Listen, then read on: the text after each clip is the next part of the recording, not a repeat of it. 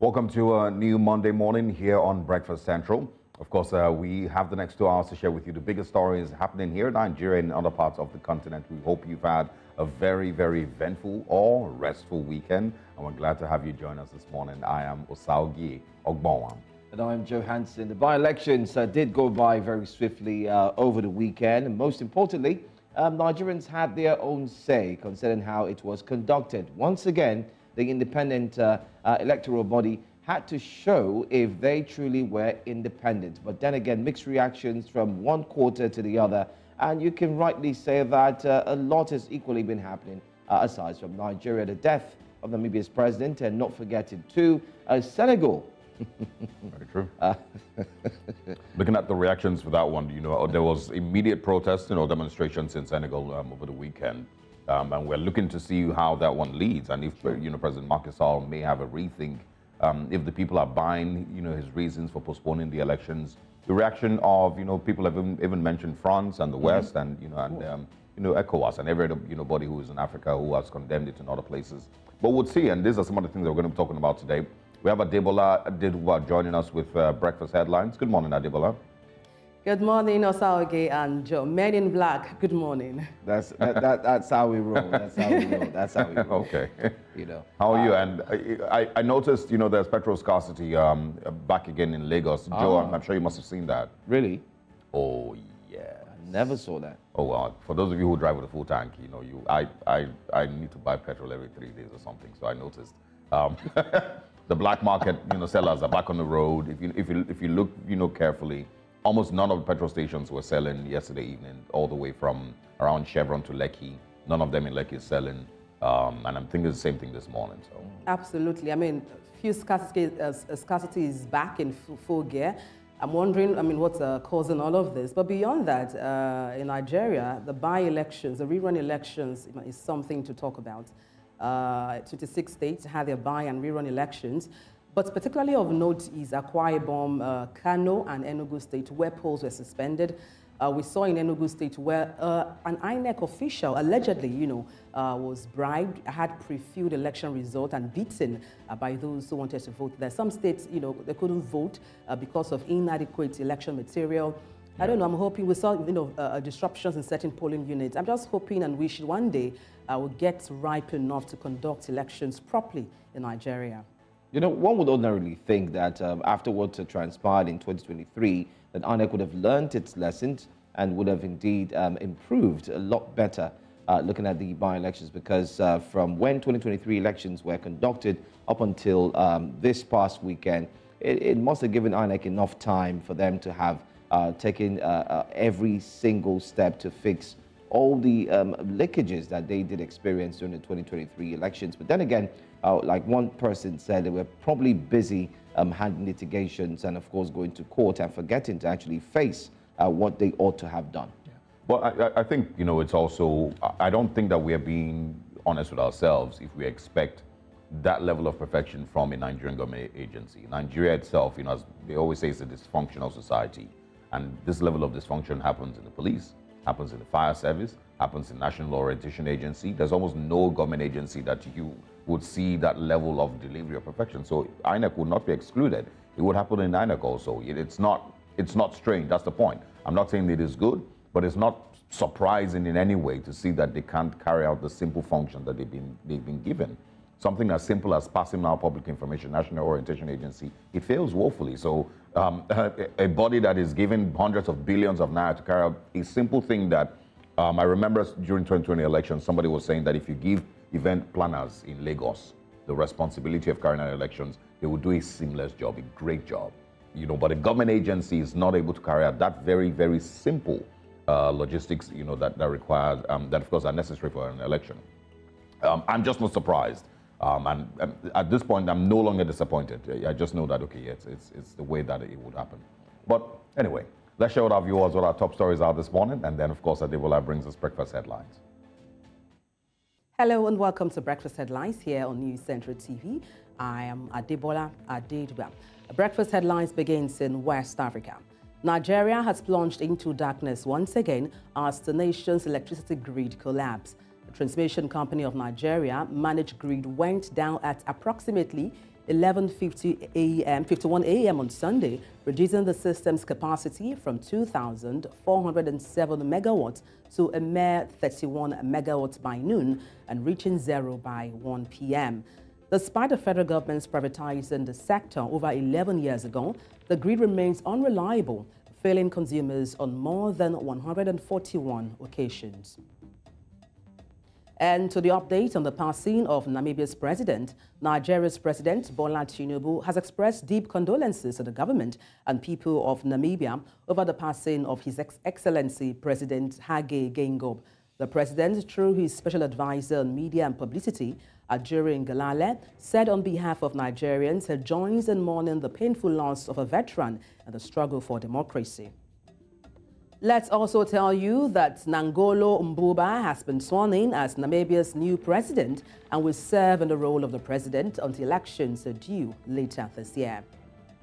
The former governor of Yobe State, Bukar Abba Ibrahim, has passed on. Senator Abba, who died at the age of 75, was the first elected governor of Yobe State from January 1992 to November 1993 in the aborted Third Republic. He was also the governor of Yobe State from May 29, 1999 to May 29, 2007.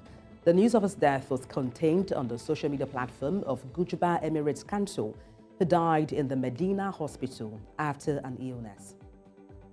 To update on the rerun and by-elections held across 26 states in Nigeria on Saturday.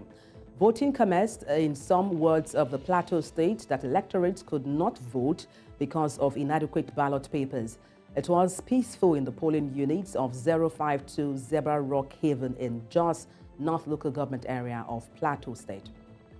The Independent National Electoral Commission has declared the candidates of the All Progressives Congress, Musa Mustafa, as the winner of the Yobe East Senatorial by-election, which was held on Saturday.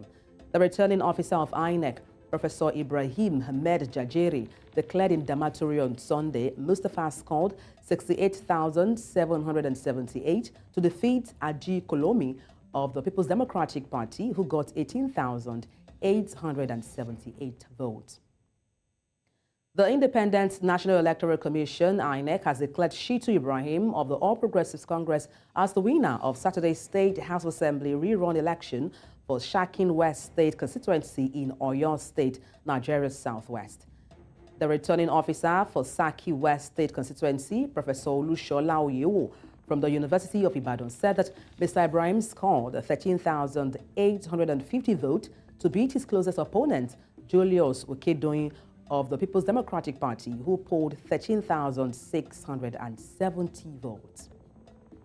Senegalese police fired tear gas to disperse hundreds of opposition supporters who had gathered at a roundabout in Dakar following postponement of the presidential election by President Macky Sall.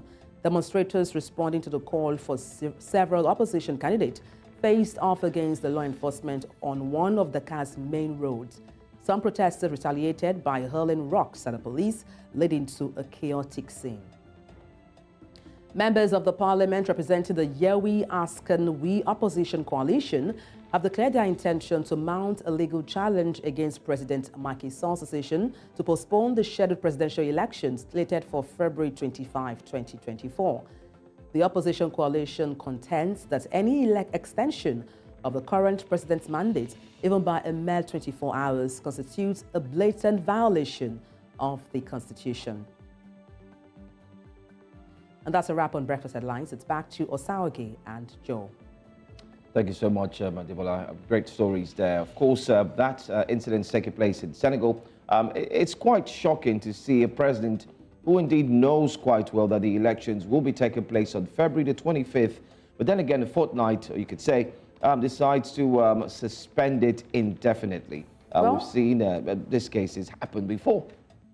There are insinuations that, not confirmed though, insinuations that these may lead to a coup in Senegal. His postponement of the elections indefinitely, it's brewing and, brewing the ground for a potential coup to happen. You actually took the words out of my mouth. I was going to also mention that, because if you take a look at West Africa, most importantly, you've seen Guinea, you've seen Mali, you've seen Burkina Faso, Niger. And then if you look at the map very closely and look at where Senegal is, you might start, or you might want to start thinking quite differently there. Why is this happening now? Is it planned, or is there a process for a coup to take place? So many questions to ask, but then again, everyone is also talking about the fact that, I mean, there's somebody who left his own party in 2018 and formed a new party, the APR, and all of a sudden, he knows very well that his opposers or his oppositions are starting to look very stronger, and then he calls it off. I'm really wondering how this leaves Nigeria. You talked about coups happening in the Sahel. Senegal, we don't know what will happen, pretty soon. We've seen Niger, Burkina Faso, Mali, Nigeria as a stand when it comes to security. Looking at Niger, I saw a news where their ministry, had a tongue lash on Nigeria, saying they supported us during the civil war, and we are kind of collaborating against them by cutting off electricity supply because they, refuse to go back to a democratic setting. I mean, Niger has the longest border, with Nigeria.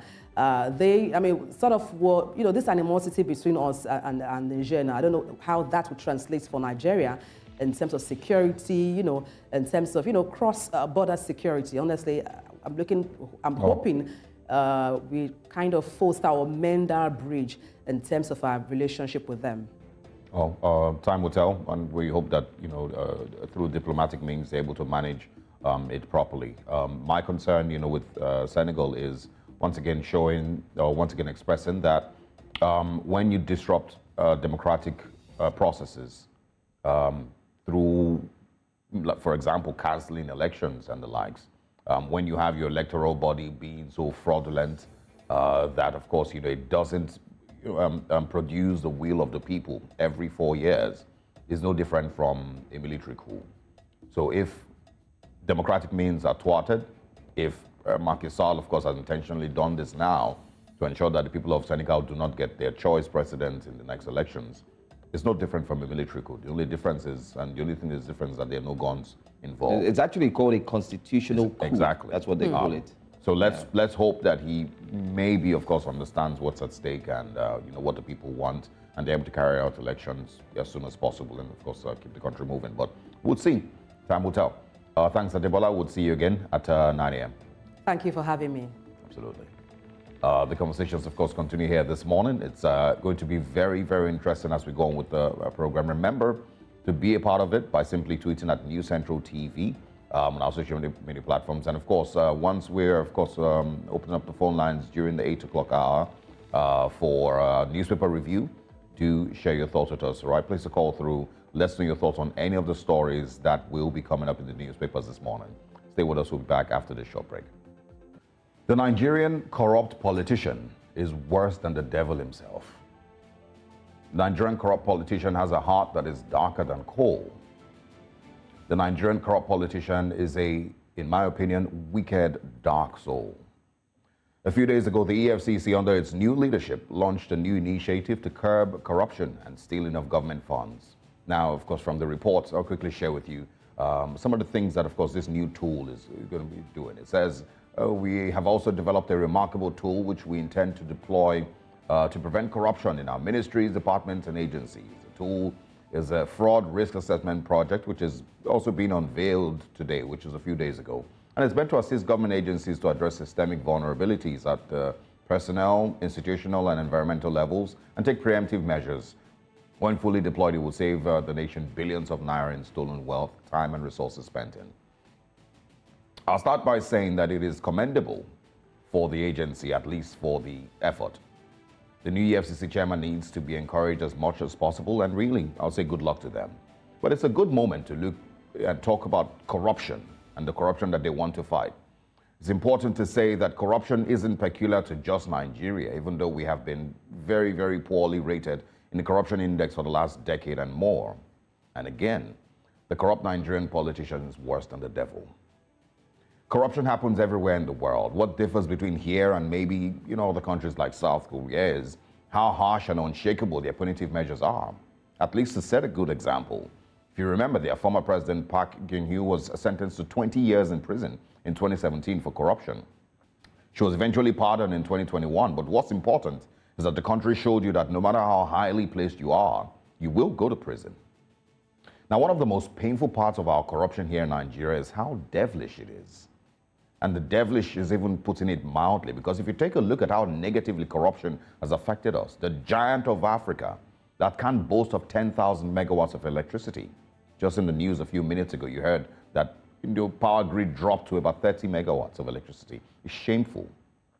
The giant of Africa that can't boast of hospitals to treat its own leaders. The giant of Africa with the highest number of poor people and out-of-school children. I call it devilish because everyone who was stolen from Nigeria's wealth regularly travels abroad. They see what societies are like over there. They enjoy the benefits of a functional system. They enjoy the benefits of the people whose taxes and government earnings are actually used to fix their country. They enjoy these things. They see the roads, the hospitals, the trains, the school, the security, the transportation system. They enter everywhere. They see the ambulances. They see the infrastructure.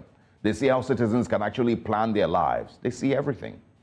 Then they come back home, they run for office, and they steal more and more, and then take that money and buy themselves citizenships of those functional countries.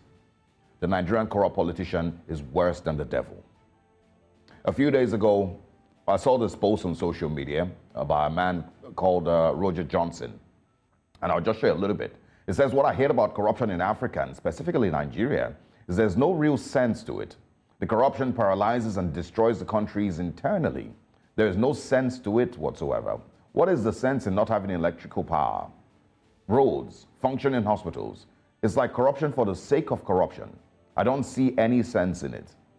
He goes on, of course, to talk about how corruption is also existing in the West, but corruption and still being in existence doesn't stop the fact that construction and work still gets done. Now, this just to put it into perspective again, and once again repeat that the corrupt Nigerian politician is wicked and evil. And like Roger Johnson is asking, what's the sense in not having electricity? What's the sense in having 30 megawatts of electricity, of power generated? What's the sense in not having water or roads? How much of a heartless creature do you have to be to see millions of starving homeless children across northern Nigeria and yet continue to steal and mismanage resources that will give those children a better life? What is the sense in stealing money that could have given millions of people, including yourself, better health care, and then you go to Germany when you feel sick? Where's the sense in it? When you travel on trains in England or America, isn't there anything in you that makes you want to come back home and put the same thing back at home? Again, the Nigerian corrupt politician is a vile creature.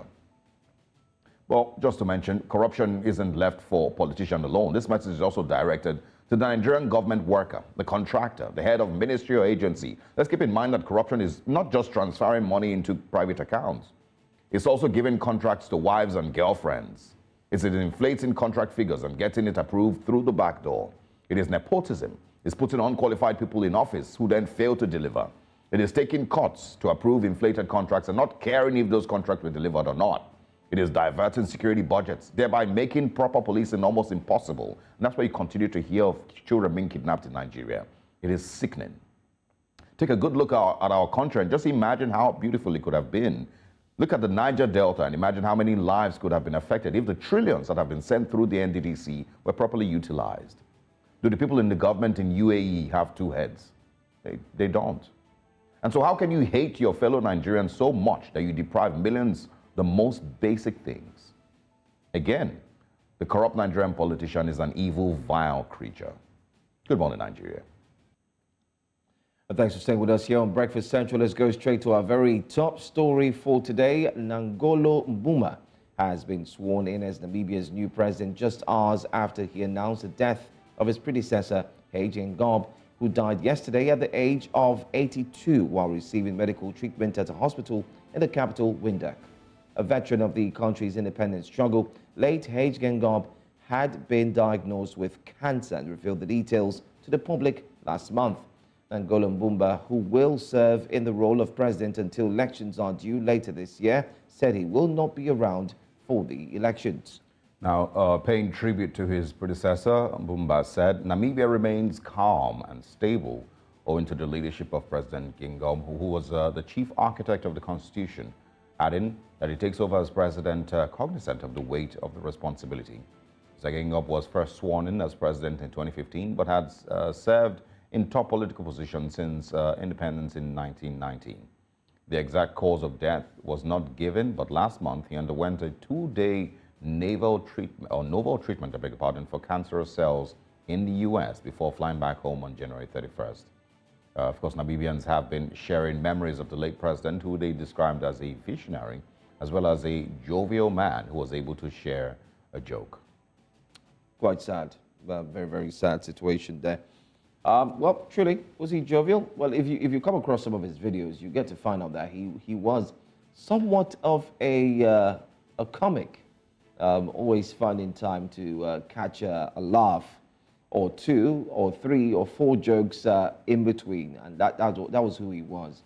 Most importantly, Namibians have expressed their sadness that they're really going to miss him, because it's not just about who he was, but also the policies in which he was actually focused on and what he wanted to bring to the table. A fighter of the apartheid as well. He did put his foot forward to ensure that he ensured the South Africa and, of course, Namibia had this very close relationship in terms of ties, ensuring that apartheid was something to be let go of and put it back in the past. But what struck me the most was this is one man who had to undergo a brain surgery, had intestinal, or better still, during his colonoscopy, found there were cancerous cells. Also had to go through prostate cancer, and so people are really wondering which of these ailments did really take his life. Yeah. But it's quite sad, though. But I'm also glad, with the openness with which he went through that stage, or those stages in his life. In moments when he was sick, the times when he had to go for surgery, he was always open with the Namibian people with regards to everything that he was dealing with. 82, it's not terrible time to go. You've lived almost 80% of your life, arguably, and so I'm happy with that. And of course I think I saw a quote this month. I'm not sure if it's exactly the way he said it, but I've seen a quote this month that from Peter Obi, the Labour Party candidate, saying that the openness with which, of course, he lived with the Namibian people is something that the Nigerian president, current president, should emulate. If you're having health issues, go ahead and let Nigerians know exactly what the challenge is with your health. If you're going to be going for, a doctor's checkup, if you're going to be, seeking medical assistance for any reason outside Nigeria, you should be able to let Nigerians know exactly what it is. But, the way they've always said it, that health of the president is the president's personal business. I remember Femi Addition had said that thing long ago about President Muhammadu Buhari. But the point is, and of course I don't want to distract, take away the attention from the late President King Gob. He did, of course, lead by example, and I'm happy that the people of Namibia are happy today. I haven't seen anyone who is extra critical of him. I think everyone, across Namibia believes that he was a great leader, he was a great president, and they will truly miss him. The vice president, of course, takes over. He's been with him since 2018, and he will take over office. So we wish the people of Namibia the very best, and we look forward to, of course, having more and more conversations of a growing Namibia going forward. Right. I think I just seen someone say here that he was a model in transparency. He shared his cancer diagnosis and brief treatment abroad, and was not paid for by taxpayers. He was mostly treated at home, and the public was also always updated. Yeah, that's right. I mean, last month he did come out and he had that open interview where he told Namibians that, listen, I'm going through this health challenge, and I'm looking forward to, go for treatment. I'm going to be in the United States for 2 days. I'm going to come back. I have this. There was no holding back, as it were, telling Namibians what the issue was, what the challenge was. And like I said, it was one who would crack jokes in between. I mean, there's this video of his that trended some time back where he had said, okay, he was hospitalized. There was only one bed left. Yeah. And they said his wife can't stay with him, but the wife had to sneak in and stay in the other room. In between, everybody, cracked, everybody laughed and said, wow, that's the kind of person he was. I mean, what we're trying to say here is, regardless of how Africa is indeed growing in terms of democratization, trying to ensure that the lives of people are better, and trying to rule, maybe they could learn one or two from the late Hague Gengov. And one of the things they can learn is, one, be transparent. Just be transparent. You're going through tough times. He did. I mean, I never seen that. I was even saying at some point, maybe he should retire, resign. Let someone else take the wheels and you could just relax. But despite the health challenges, 82. Yeah. Come on. All right. Again, condolences to the people of Namibia, and of course, we look forward to sharing more and interesting positive stories of your very, very beautiful country. Let's move on from Namibia now back to Nigeria. The National Secretary of the Labour Party, Umar Farouk, has described the House of Representatives' rerun election in Igboeze, Udenu Federal Constituency, as a sham and called for total cancellation of the exercise in the federal constituency. Umar, who led a Labour Party monitoring team to polling stations involved in the by-elections, told journalists that the due process was not followed, hence the call for total cancellation. Well, the rerun elections are conducted on Saturday in 26 states of the Federation were characterized by violence, vote buying, ballot snatching, disruption, and low turnout of voters. The Independent National Electoral Commission held by elections in 9 states for 2 senators, 4 members of the House of Representatives, and 3 members of state houses of assembly to replace members who passed away or resigned their membership of the assemblies. However, the exercise did not go as planned in many of the polling units, as reports of thuggery, ballot snatching, and intimidation of voters were recorded, which forced INEC to suspend the polls in some of the polling units in Kano, Enugu, Akwa Ibom, and of course, Plateau states. Oh, wow. You've said now it didn't go as planned, you know, and I would even argue that it did go as planned for some. That's exactly the plan.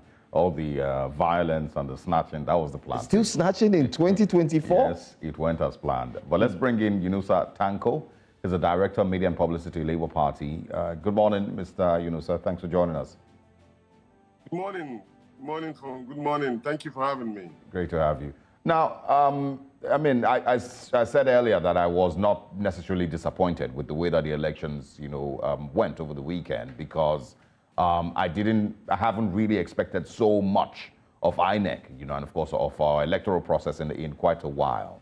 But from your perspective, what would you rate this weekend's by-elections? A complete sham, disappointing. I was thinking that probably INEC will have learned from its lesson, but you see, the problem is that when you don't plan, you plan to fail, and that's exactly what happened to INEC and the security agents.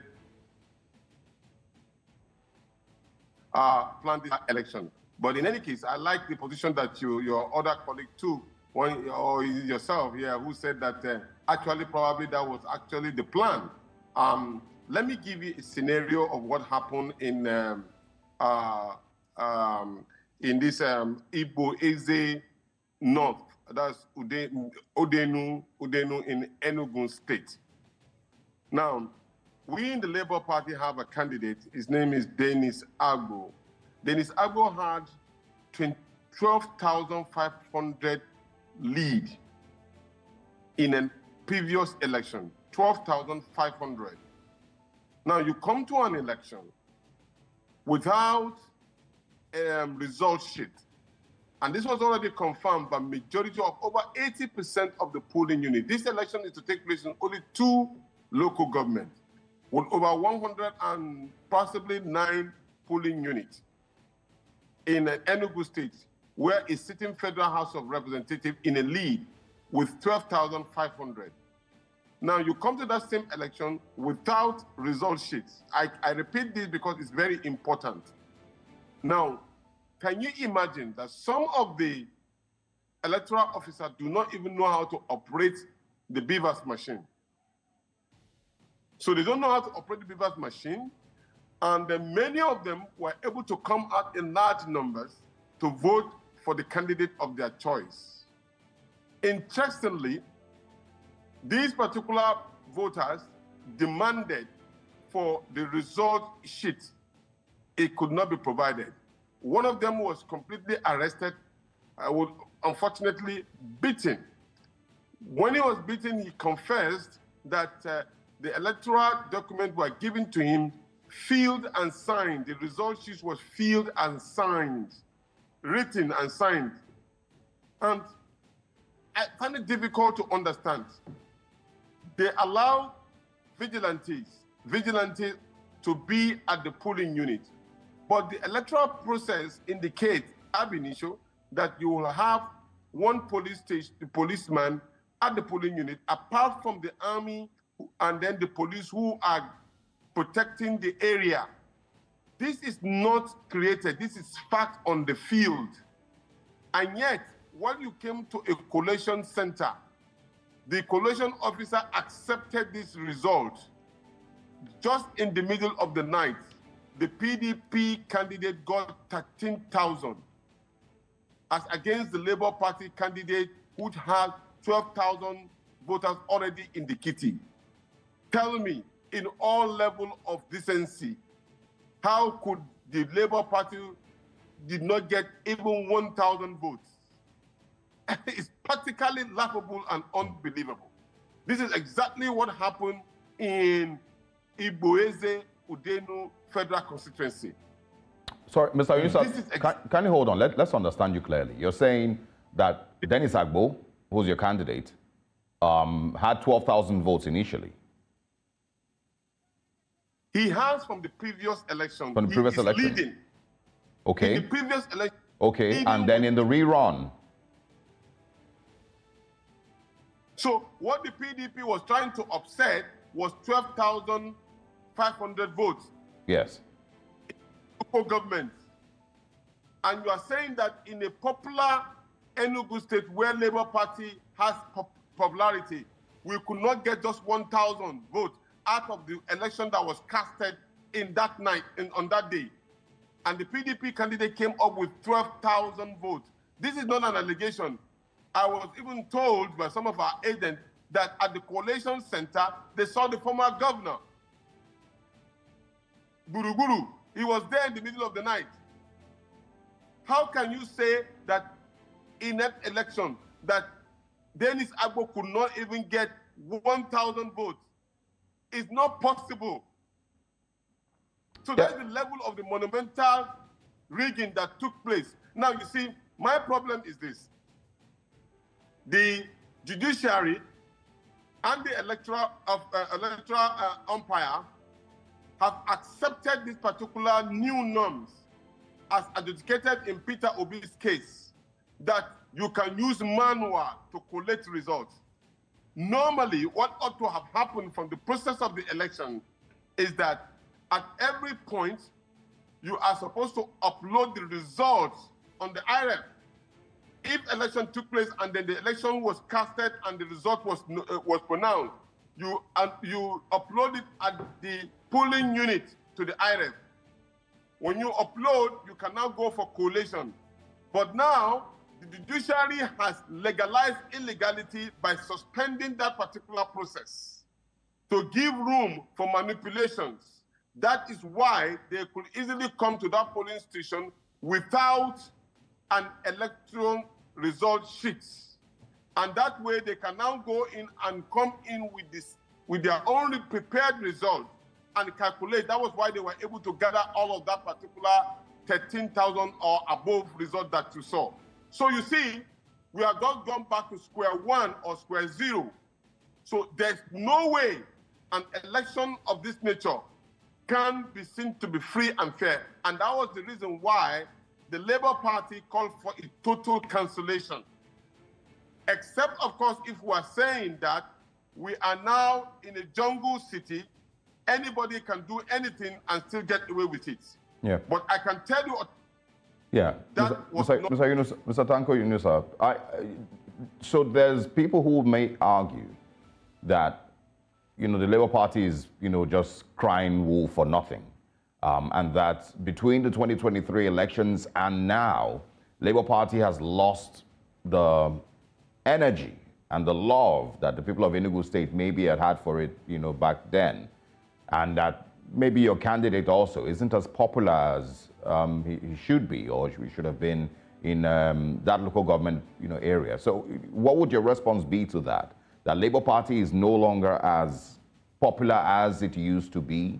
Dennis Agbo, your candidate, maybe also doesn't have, that many people who care about him and his election, and maybe that's why he didn't get up to 1,000 votes, like you've just mentioned. Okay, had it been that I was in Kano or in Abuja, and you relate this particular situation to me, I would have agreed. But I have been in Igbo-Eze, Udenu, 2 times, and I saw the love the people gave to Dennis Agbo. Not only that, he was also crowned as with another chieftaincy title right in the village on the 1st of January. I was there, so nobody told me.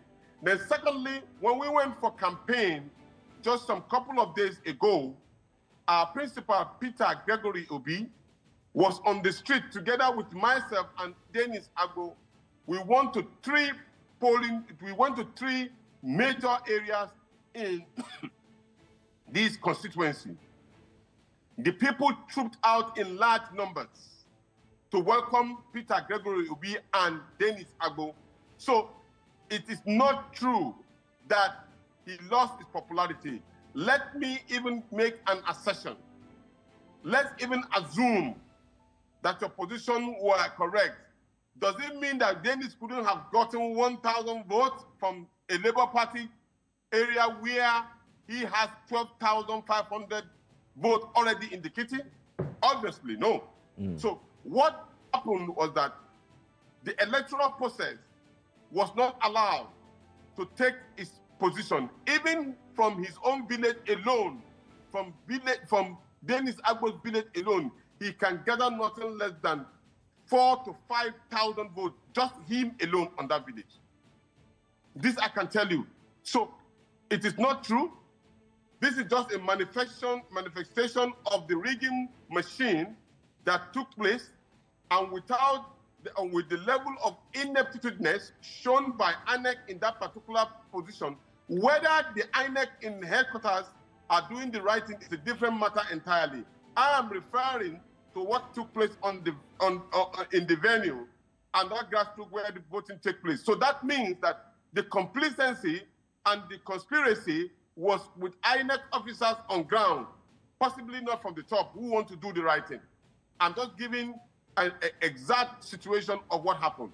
Because if not so, how could you have been given a full material and then you come into the polling unit and come to the polling station without the resources? That means that those officers who were at that polling unit were conspiring against their own institution. Because they are the only ones that have power to make sure that the electoral material gets to its destination. The process is very simple.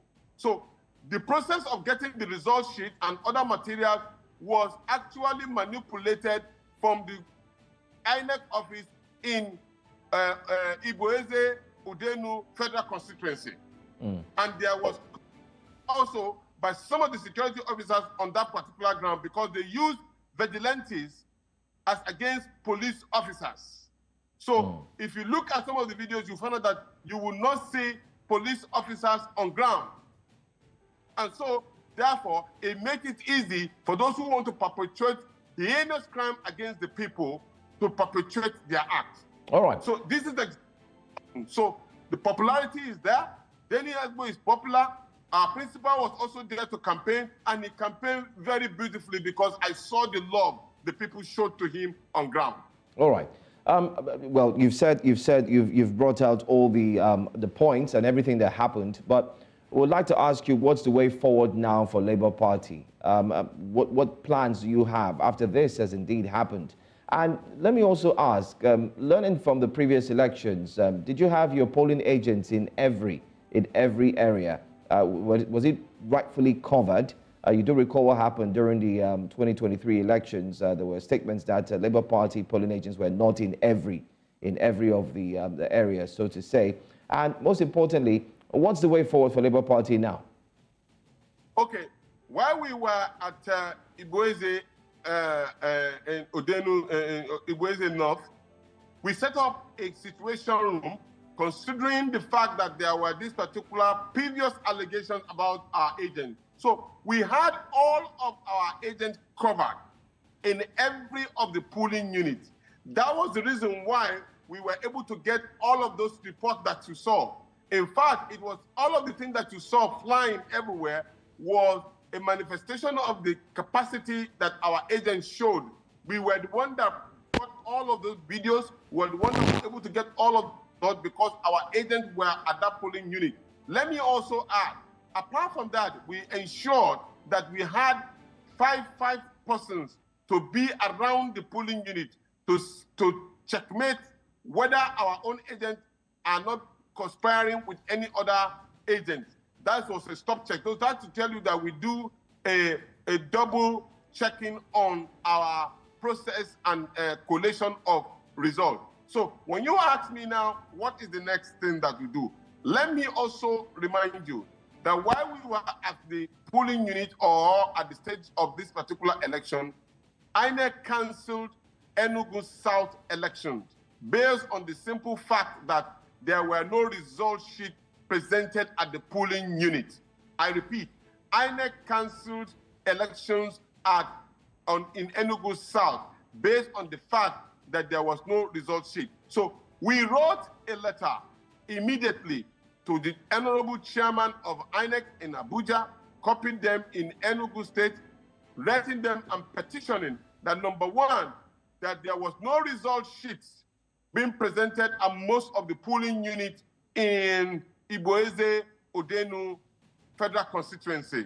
And we supported our argument and our petition with verifiable facts. And those are some of these particular documents and the videos that you saw. Now, after that particular issue that was done, there was no action taken yet by INEC, which I want to believe that they will do so possibly soonest today, or they will take a decision and review the so-called pronounced result. We also are moving forward to write another petition to INEC telling them the real other situation that took place at the polling unit in the night to kind of strengthen our position of the first letter that we wrote to INEC. Now, in the case that all of this fail, which I pray that INEC did not fail to correct itself, we will, of course, proceed to the position of court to seek for redress and look for all other means that is necessary, because it will be detrimental and very heinous to the people of Igbo-Eze.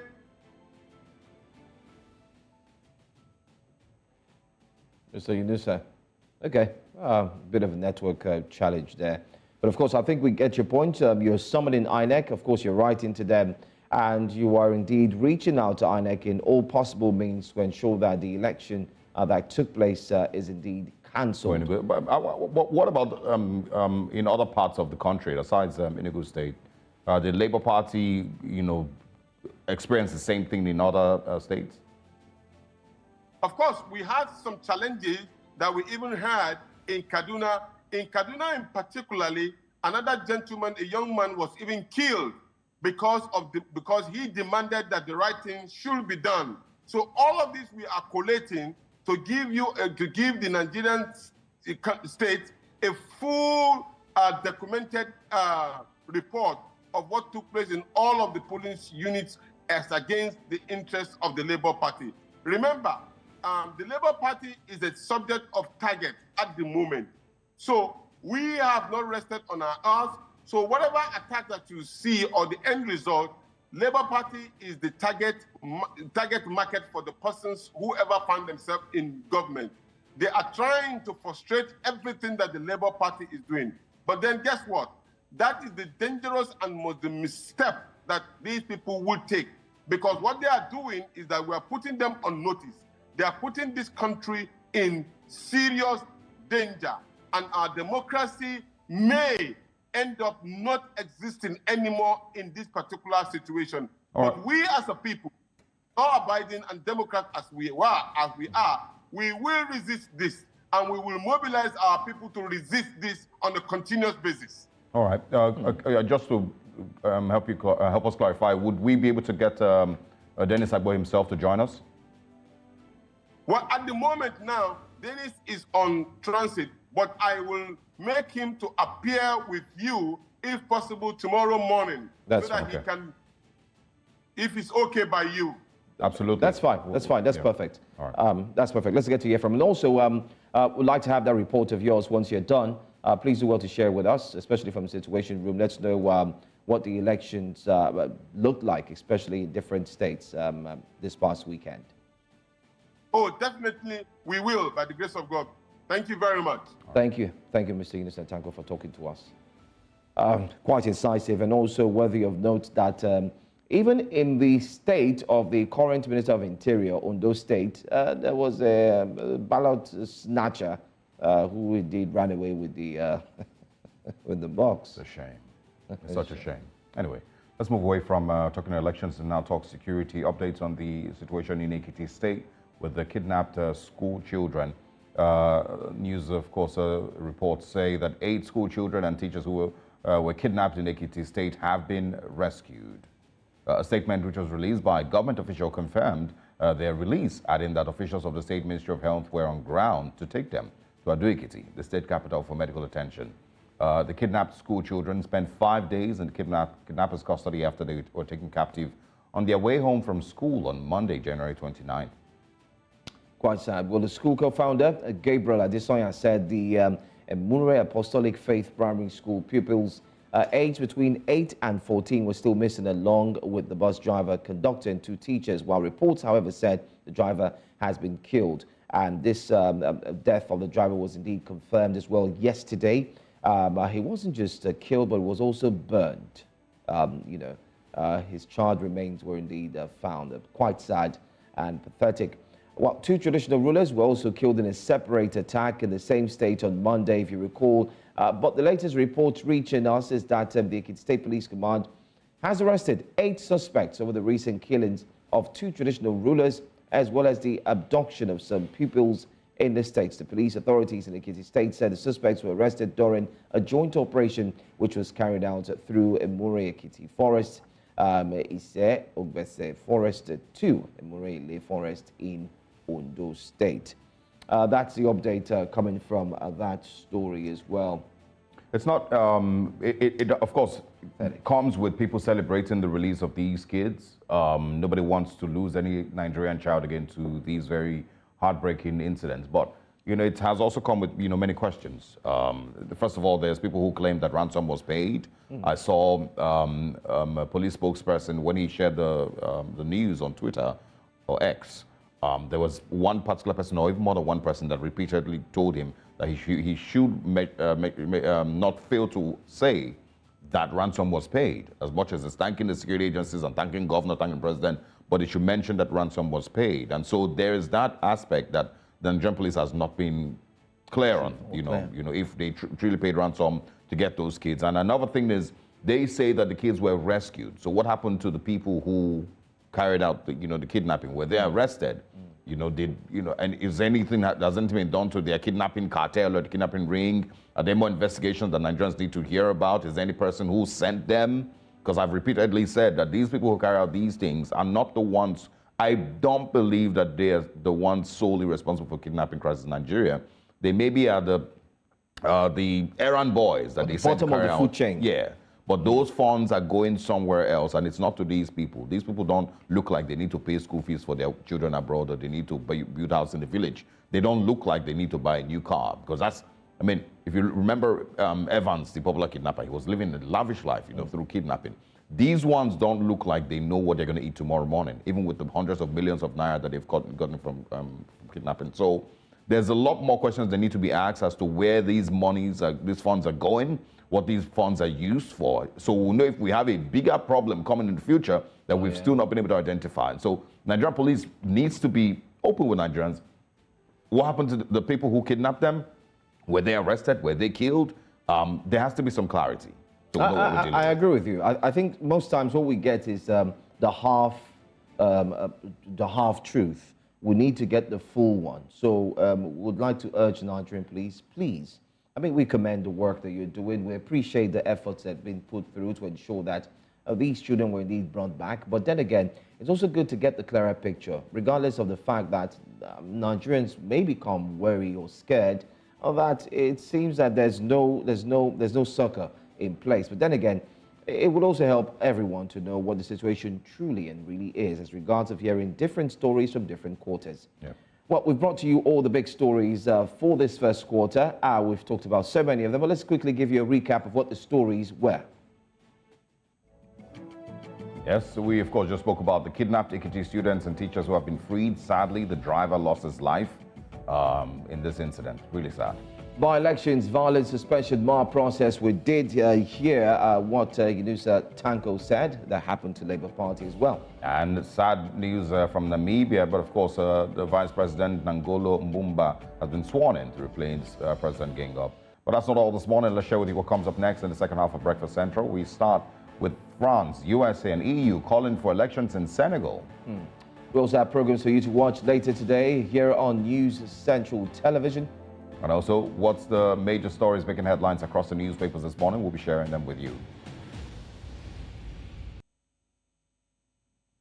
You're watching Breakfast Central here on News Central. It's time for us to take a look at the front pages, and we do have our guest who's joining us. But in the meantime, you can be part of the front pages by calling the phone number on the screen.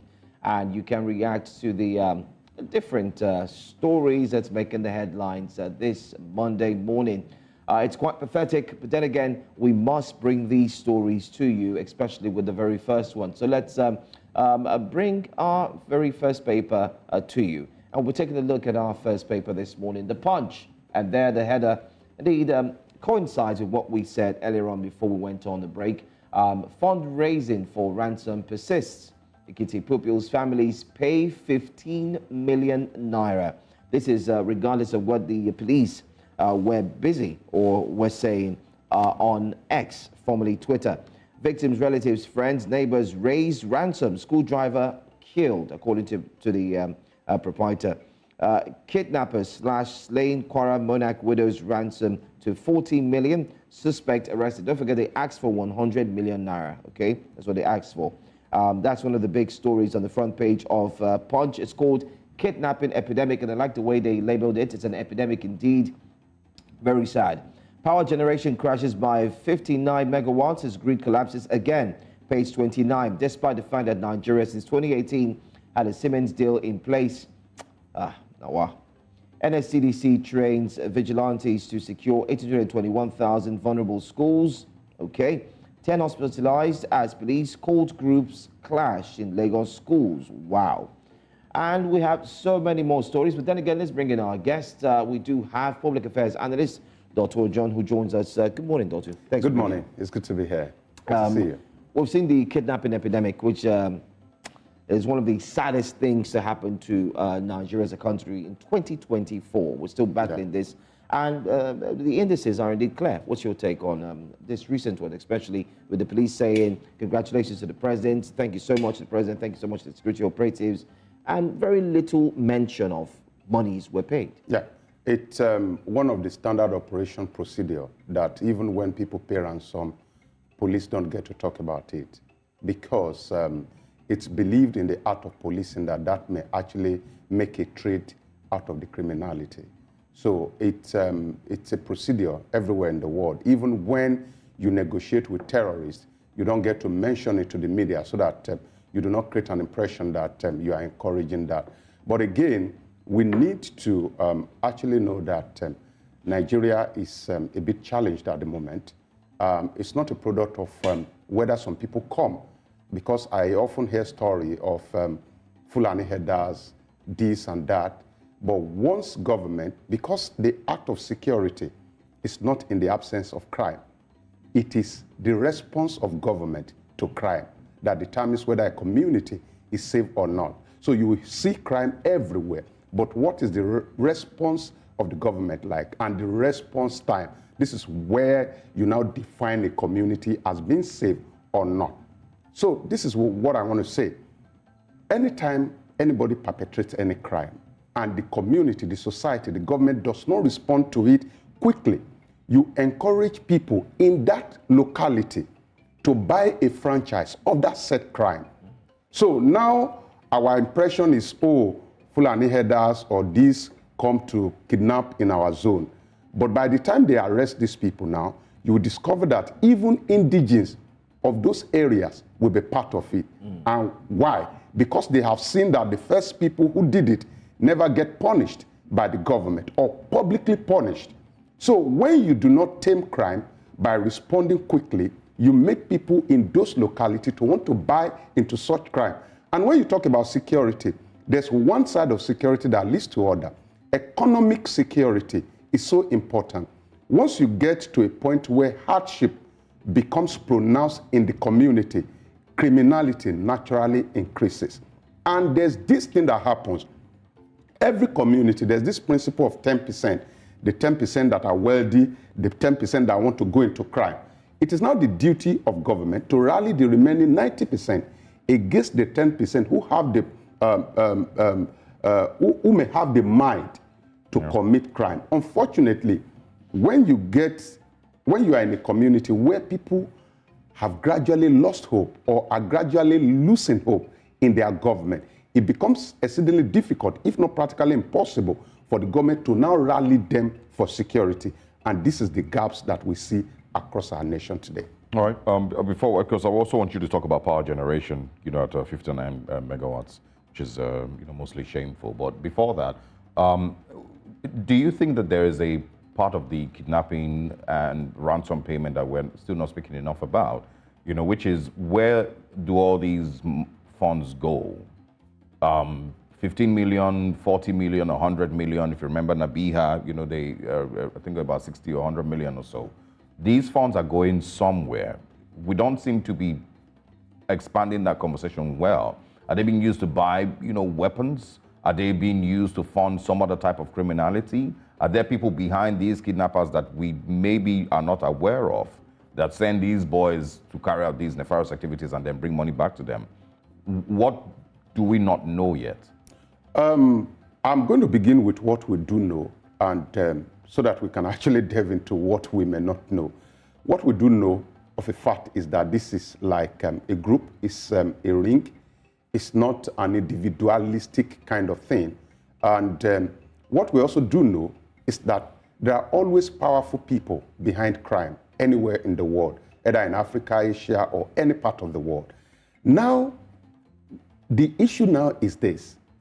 We do not get to know that these people who sponsor criminals, we do not know how they get away with the crime, with what government has supposedly put in place. For example, virtually everybody has an NIN. Your NIN is linked to a bank account.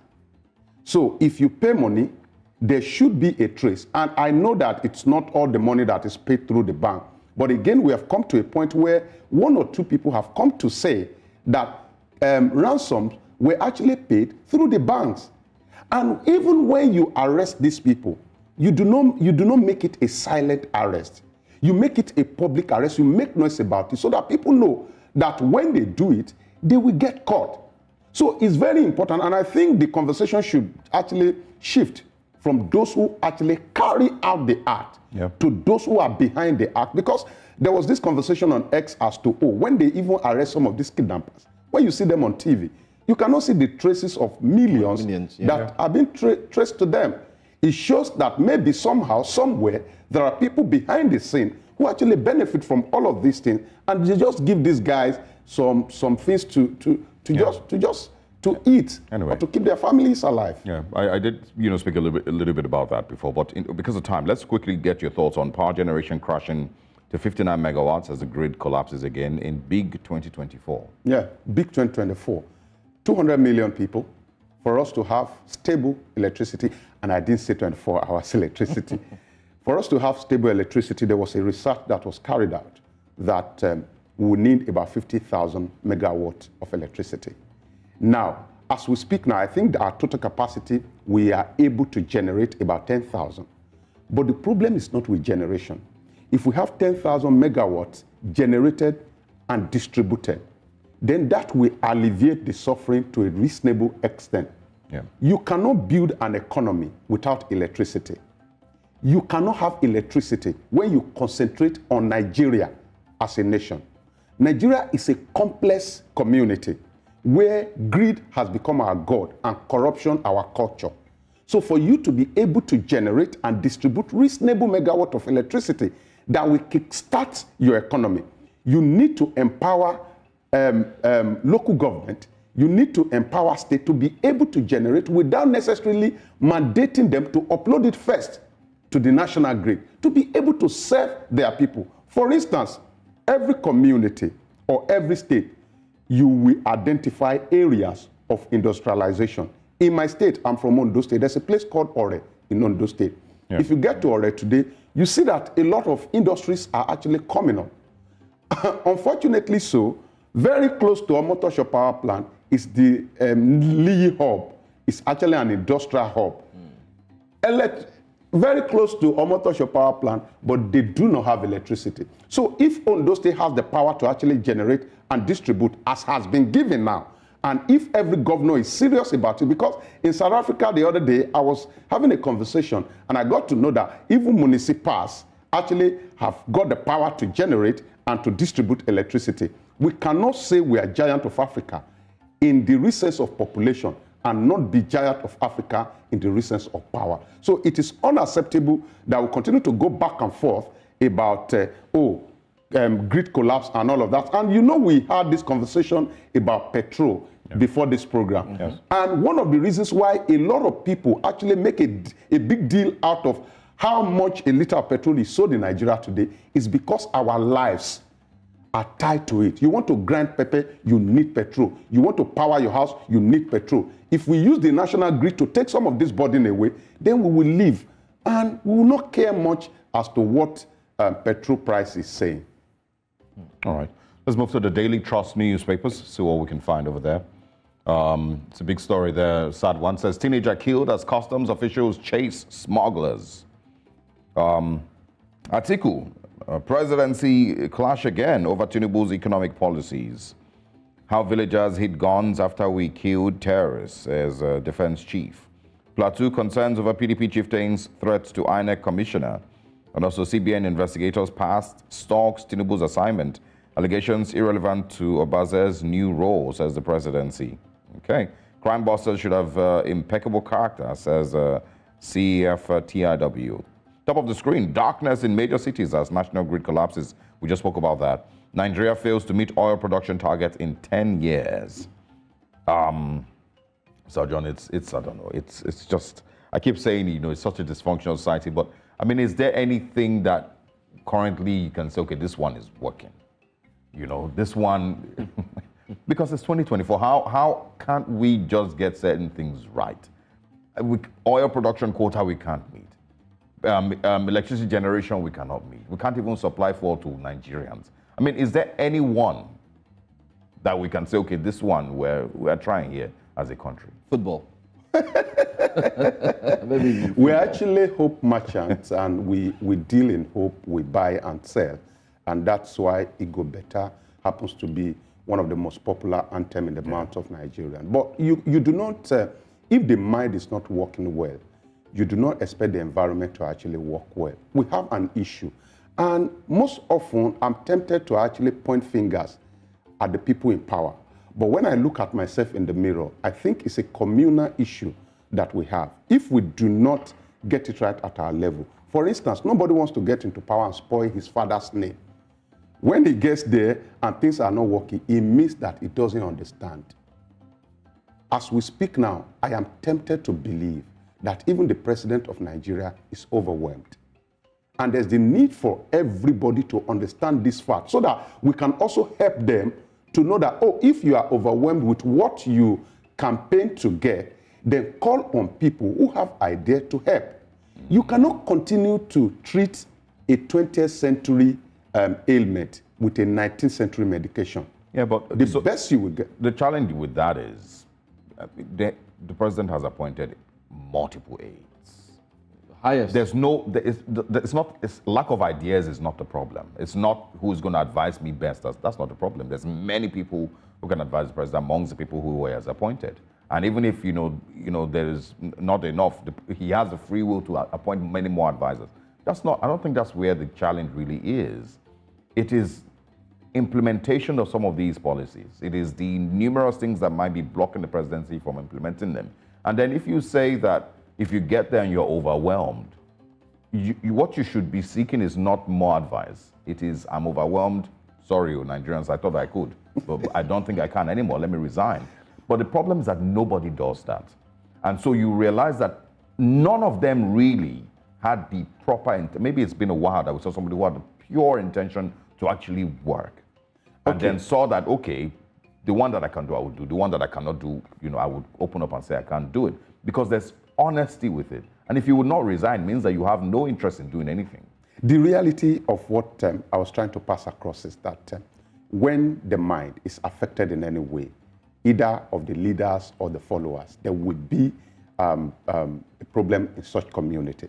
First is the fact that our election process, and I want to deliberately talk about it, our election process is so bad that you will need more than ordinary sense to be able to pass through the process and emerge as a good leader. It's exceedingly difficult. So we have problem with that. And that is where you and I have the first input in government. When you were talking about political appointment now, I was just laughing because in essence, majority of the political appointments that you see are actually to find food for the boys. They are not to create a better community, as it were. Very true. So when you have, when you so go what did you through, call it again? To find food for the boys. Food for the boys. Food for the boys. I mean, but when you do that, then don't complain you don't have advice. The issue is not even the advice. The issue is that the process that coronates our leader is actually faulty. And when you have a faulty process, the product may actually not come out well, which is what we're facing now. An average Nigerian, and I'm being honest now, an average Nigerian gets into power to get something. Because if he doesn't get something, the community that is coming from is going to judge him. I once told a story of how I was a student union president, and the seamstress that was helping me make my clothes called me one day and was asking me in Yoruba that, Ibolera Lesi, where have you bought land? And I was, student union president. So there's also a place of the expectation of the community. There's a place of the experience of leadership, what he goes through in the process of coronation, and there's also the reality of governance. The reality of governance is the fact that says that, can I risk to offend my friends in the process of building a better community? These are the conversations that we have not had enough. But again, I tell you that as long as the community refuses to take the issue of coronation process seriously, the product will continue to be bad. All right, just to quickly mention to our viewers, you can join the conversation. There's numbers on your screen. You can quickly call those numbers. Share your thoughts on any of these stories in the newspapers this morning. We've touched on the Punch and also on the Daily Trust newspapers. So if any of the stories excite you and you would like to share your thoughts, then please quickly do that. But of course, the major stories on the Daily Trust are Nigeria failing to meet its oil production targets, and of course, the teenager killed with custom officials chasing smugglers. Let's move to next newspaper, so what we find. Let's go to the next newspaper this morning. Let's go to the Guardian. Now, this Guardian, very interesting, and it happened from Friday. And I wasn't shocked when I saw it in front of... let me just throw this question to all Nigerians. Are you looking to buy a car? Are you looking to change your vehicle? Well, the odds are that you may find it very daunting. Well, let's explain. Front page there says, duty increase, spot FX rate adoption throw market into panic. Now, just in case you do not know, May 2023, and that's May 29, the duty exchange rate was 422.3%. That's 422, let's just put a percent, yes. And in 2023, it increased to 489 to $1. And as we speak, this very morning, it is now 1,412 to $1. We're talking about the dollar exchange rate. Now, add it. You can do the entire calculation, but if you don't, you might want to read this article. What I'm trying to say is, if you look at the current dollar exchange rate and look at it in addition to the duty increase, that has indeed come again. The federal government is in any way not making it easy for the car importers to import their car at a rate in which they'll be able to sell in Tokumbo to Nigerians who can buy easily. For instance, one of the most popular cars, which is the Toyota, permit me to mention that name on air, the most used car for Uber and Bolt, which in 2013 was going for 1.2 million, 1.3. As we speak now, is going for 4 million. Okay, when you ask the question who actually wants to buy a car, I would like to interrupt you and say, yes, I actually intended to buy. So because of the consumption and all of that, so somebody sold an idea to me. There's a particular brand of car that they use in Ibadan. If you know Ibadan very well, it's a very small car. So he spoke to me glowingly about the car. Oh, it consumes the same fuel just like the Okada and all of that. Then I said, how much is the car? I said, it should be around 2 million. So I was excited. And I went to the car mart. I came back disappointed because that small thing you see is like keke nape. That small thing you see is 3.9 million. So the reality is that it is hitting everybody so hard. Now, the destiny of every nation, and this is one of the things that we keep talking about. When you place the naira against the dollar and you're looking at what is coming out, the question is, how did we get to the point where we are? And I say it was actually started by the ruling class, supported by the elites and the middle class. Once you lose faith in your nation, you will lose faith in its currency. Once you lose faith in its currency, the currency will continue to crumble. The last we are seeing now is a product of the fact that a lot of people have seen the fall from 700 to over 1,000. 1,000 was an imagination some 1 year ago. That people will imagine it and just... Even 700 in fact, imagination. The present governor of Edo State came out to say sarcastically that, oh, the way we are going, we'll sleep one day and wake up and dollar will be one. It was unimaginable at that point in time that the exchange rate would be 1,000 naira for a dollar. But look at where we are today, simply because of the fact that in the process, we have never, quote unquote, we have never had, what's it called? We have lost faith in government, so to say. And by extension, we have also lost faith in our currency. So it's a product of hoarding currency. So if you have $10 now, for example, you just want to leave it in the bank. You don't want to touch it because the fear is that, oh, I don't know where it is going. When you put all of this together, plus our gradual decline since 1986, after the structural adjustment program of Badamasi Babangida, if you put the gradual decline that we have seen, it is also beyond production or consumption. Because you can say, oh, it's about production. Really, we cannot kickstart production today and get the result today. What can we do in the immediate? The first thing is to kickstart the faith of your people. The over 20 billion or how much do we have stocked in bank, dollars that we have. If we inject it into the economy, if nobody is afraid, if nobody is hoarding, it will make a significant impact. Come to think about it, the question is very simple. We import a lot, so says the government. Where does these importations come from? At least let's mention 6 countries. And I know that China will feature prominently on the list. 1. Can you boycott your trade with China, for instance? There was a conversation about it when President Muhammadu Buhari was there, that we continue to spend yuan to get our product from China. If you kickstart this, it lessens the pressure on the dollar. And the dollar naturally falls. So it is about the political will that he talked about the other time. The ideas are plenty. The Nigerians who have the capacity to execute it are many. But the political will is where the problem is. If a government had gone all the way to have a discussion with China, that, okay, let's boycott dollar, let's have a direct this thing to you. I don't know whether I can say this on air. Do you know the new trade in town now? Is that people buy yuan in Nigeria and they go to China. They use it to buy dollar. They bring the dollar back to Nigeria to sell. Yeah, well, You see, whether we like it or not, like I did say last week, we cannot just blame the government. Yeah. Nigerians also have a role to play. But in one of your summations just now, while looking at the front page of The Guardian, Nigerians need to also believe in the currency and not lose hope in the country, in quotes. You would also bear in mind that most Nigerians are equally worried that if we start to put our hope in it again, remember that there's a bogus amount going to the members of the assembly who have not yet come out to say, we're going to cut our salaries into half to ensure that we also run through this process with every single Nigerian.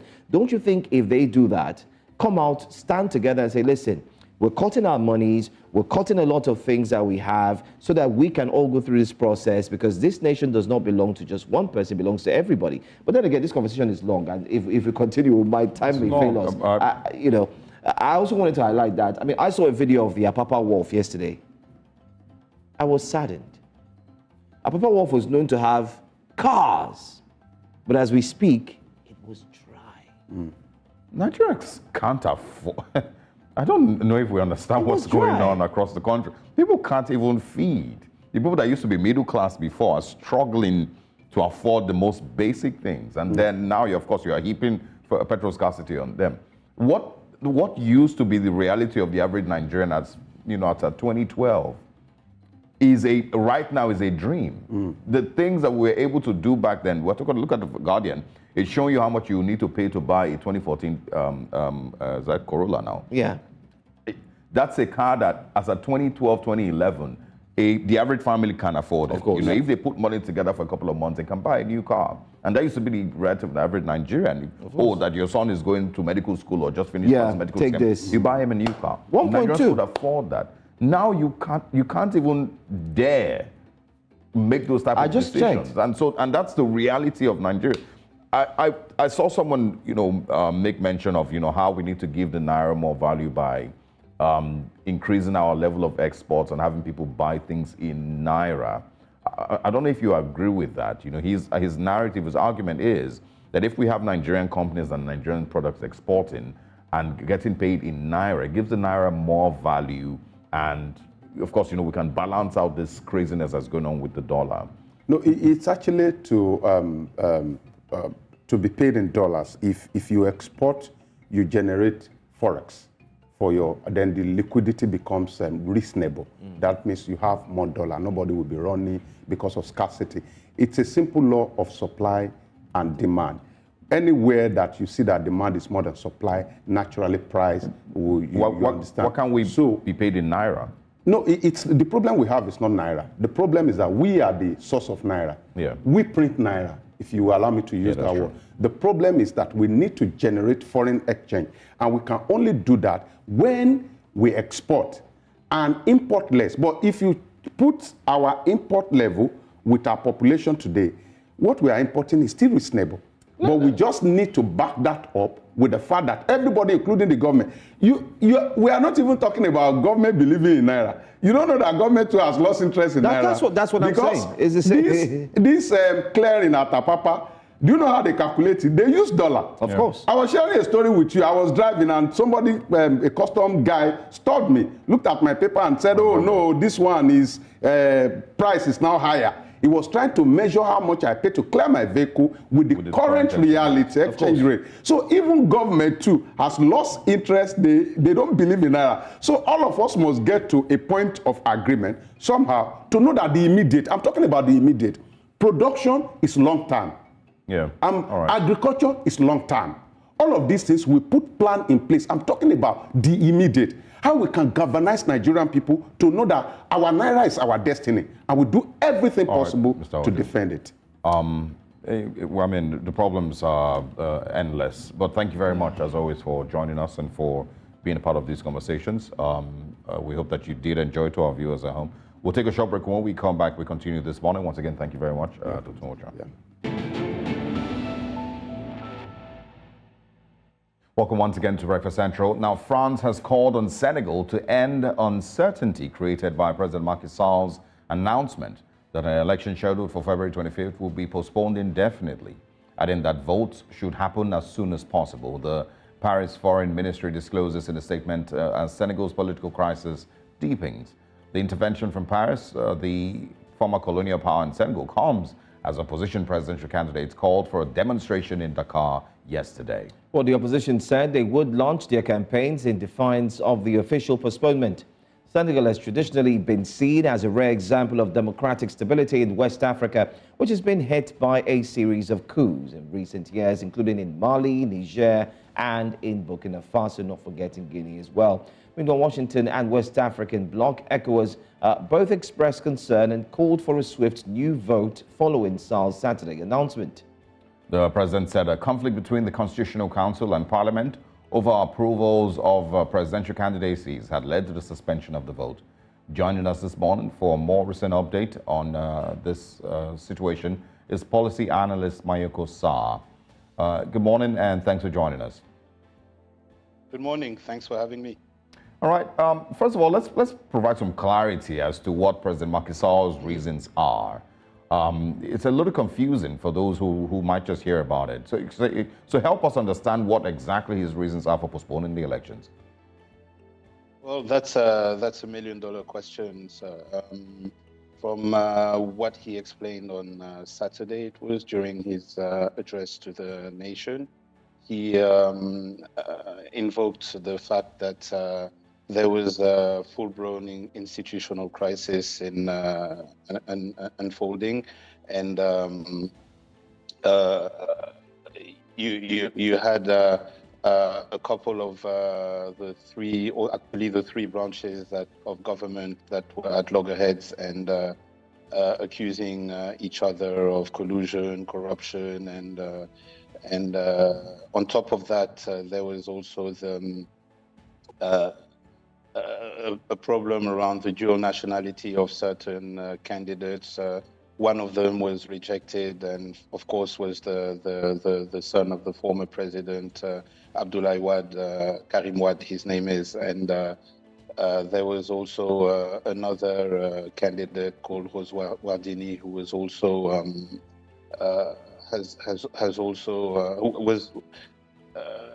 had dual nationality as well, but was allowed to run. So there was a discrepancy around that, and that created an institutional crisis, which the president invoked for postponing the elections that were due to hold on the 25th of February. So in a little more than 20 days, actually. So, yeah. But then again, Macky Sall had to wait for this long, despite the elections, the preparations to the elections were in top gear. And then he made this announcement. Let's share with us what the situation currently is. We do know that there were police officers trying to, curb the protests and the likes, and then opposition parties, we hear, equally joined the protests. Can you bring us to speed with what that situation currently is looking like this morning? Of course. Basically yesterday there were a lot of skirmishes between the security forces and the population who were demonstrating, and it's bound to continue today, as there is a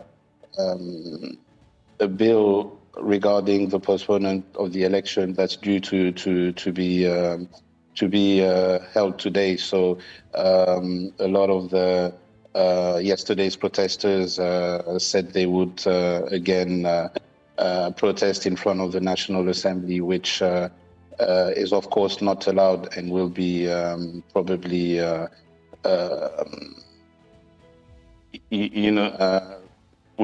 be. The forces will try to curb those protests today again. So it's going to be there are skirmishes that are planned for today, I guess. Okay. I've also gotten to see, of course, the fallout from all of the crisis there. There's news of a former Prime Minister Aminata Toure being arrested. Is this confirmed?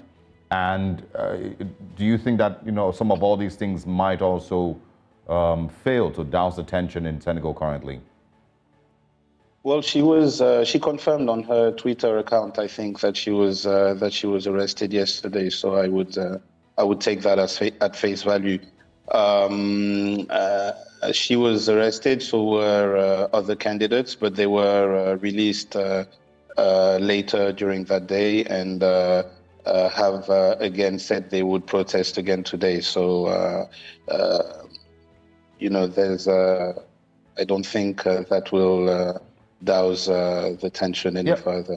Yeah, what is the public opinion concerning Macky Sall's postponement of the election? What do people feel? Is this, being perceived as a ploy for him to maybe destabilize the process? And, or is there something else that we're not aware of? What do people think? And, yeah, go ahead. Well, I mean, you hear rumors here and there, right? I mean, of course, polls are not allowed in the country, but you hear that at least a few media outlets let us believe that the current prime minister, who was the candidate for the government or the majority in power, was very in a very bad posture in the polls, and that's why the elections could not be held, because the opposition parties were going to be won. We're going to win the election. There was also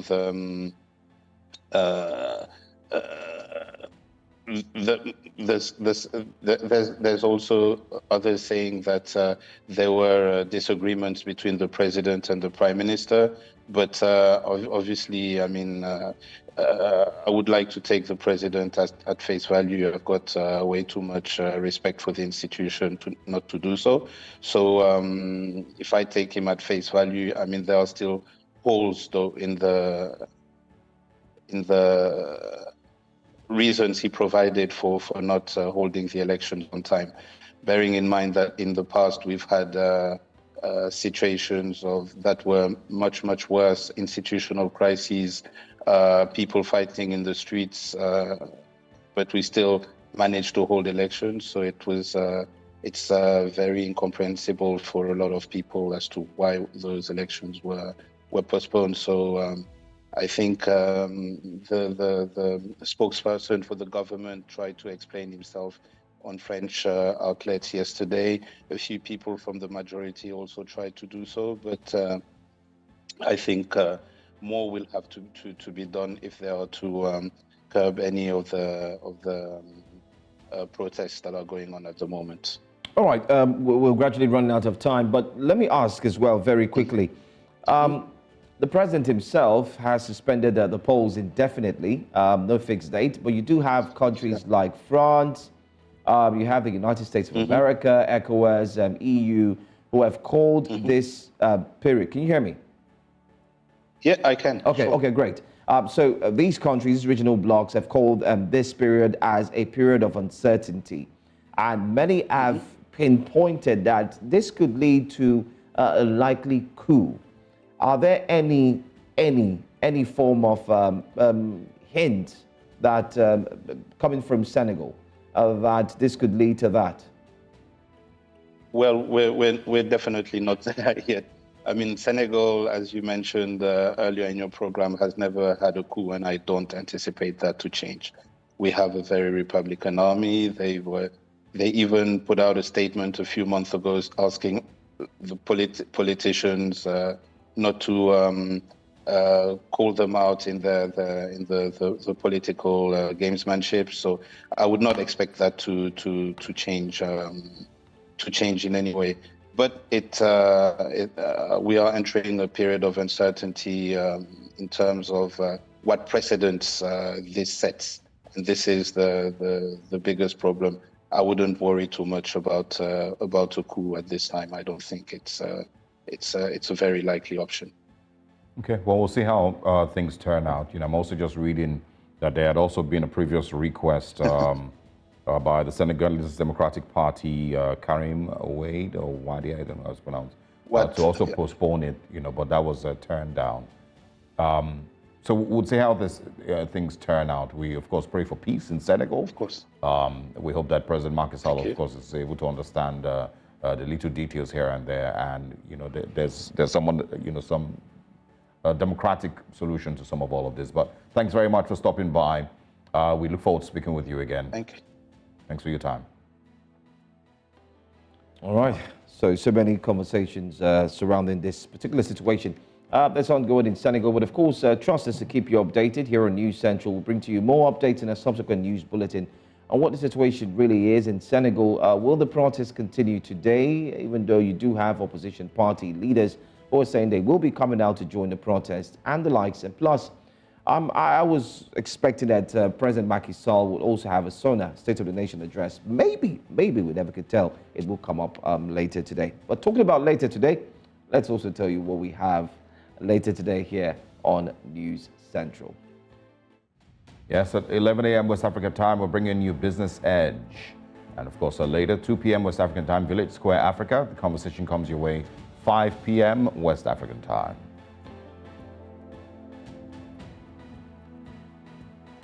This is where we say goodbye. Thank you very much for kicking off your Monday morning with us. Our thoughts go out to those in Namibia who, of course, are mourning. And of course, we would continue to push for peace in Senegal. We hope that there is some understanding, and of course, both the President Macky Sall and the opposition candidates, and of course, the citizens are able to meet somewhere in the middle. Thanks very much for joining us. I am Osarogie and Joe. And I'm Joe Hansen. We'll see you again tomorrow.